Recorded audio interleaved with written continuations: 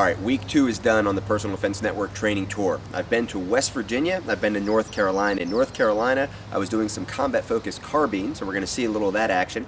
We're also going to hear from Troy Mines, who has recently opened up the Thunder Mountain Training Center in West Virginia. Now, one of the cool things about the tour, and the fact that we are driving across country, the fact that we have support from Laser Light, Crossbreed Holsters, Smith & Wesson Tactical Clothing, and Daniel Defense, means that we can stop at some new ranges. We can go to some places we wouldn't otherwise go. We can run classes that are a little smaller than we normally like to run. And the whole idea is to build relationships with new ranges like Troy's and to establish training communities where there may not be any active actual training going on. Maybe people get their permits, maybe people are active in competition or just target shooting, but to develop a real training community to be able to bring in instructors like our Personal Defense Network contributors regularly to help people develop their personal defense shooting skills, that's something that doesn't exist everywhere. And the tour with our drive across country gives us the opportunity to make some special stops along the way to establish those communities and some new relationships. So we're going to get to hear from Troy what his plans are with Thunder Mountain, what it's like to start up a new range, and what some of his ideas are. We're also going to hear from one of Alessandro Padavane's students. He just ran a combat-focused shooting course as part of the Personal Defense Network tour out there in Nevada. In this area, there's not a lot of trainers coming into. The problem is the ranges. There are none that are private. I wanted to make that available to people that want that training and have a place for those trainers to come to. Thunder Mountain Training Center is currently under development. Status right now, we have a 40 by 70 flat scenario range.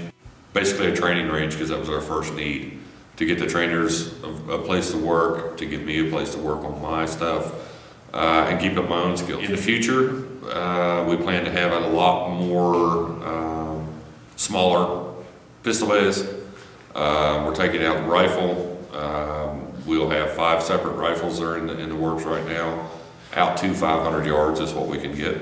The biggest hurdles we've faced and overcome has been really EPA, noise ordinances, lead, DEP locally, things like that, and we've had to work through those features to find out for drainages and mining procedures, things like that.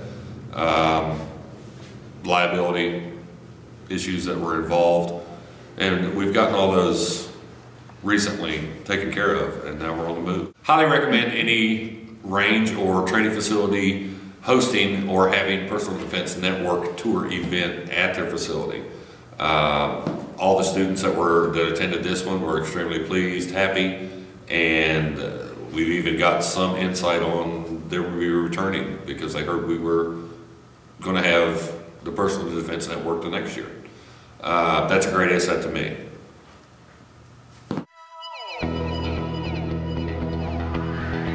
Train for who you are, not who you think you are. And that's kind of what I get out of here when I come. You know, when I'm just shooting by myself, and you know, I think back that I was an all-state athlete in high school, and I said, well, yeah, I can do that, I can do that. But then when I get here, as you see, I can't jump up on a log. I mean, you kind of see who you are. And I tend to get more mentally fatigued than physically fatigued. So that's kind of why I come. And it was a great class. I really got more out of it than I thought I was going to get. And more people need to take it. I just know all kinds of people that carry guns that don't take any training, and it's pretty scary. I think it was a great class. It was very informative, and I learned it from great people. Because for one thing, you're very down to earth, and you know, I felt that other classes I've taken, I felt like the instructor was up here, and I was kind of down here being talked at instead of you know, communicate with and, you know, talk to. And so yeah, I like that quite a bit. Coming up next week, we've got Dr. Robert Smith teaching a medical course out in California. We're going to see from that. We're also going to hear from some of the other instructors and other students who've been participating in training all around the country. Personal Defense Network tour is off to a great start. One of the things we heard last week after the update was, what about this LCP? Now, we know that we actually heard from a student who was training with the LCP out at a combat-focused shooting course that I ran down in Georgia.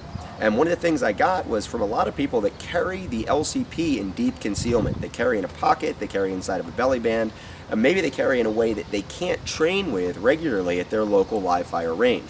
Well, one of the things they can do is get one of the cartridges, the actual laser cartridges designed by Laserlight, one of our tour sponsors, and use it in their training so that in a safe area, once they've declared the gun safe, they've cleared all the ammunition out, they can actually put the laser training cartridge into the pistol, put it into their deep concealment, and then practice their presentation realistically with good feedback about where that first shot would have gone. So that's a very important aspect of any training for presentation from the holster, that you actually know where that shot's going to go, and the Laserlight laser training cartridge lets you accomplish that. Coming up in Personal Defense Network video collection, we're actually going to have a video where I demonstrate exactly how to do that, so keep an eye on PersonalDefenseNetwork.com as always. Hope to see you on the tour. We're still just getting started.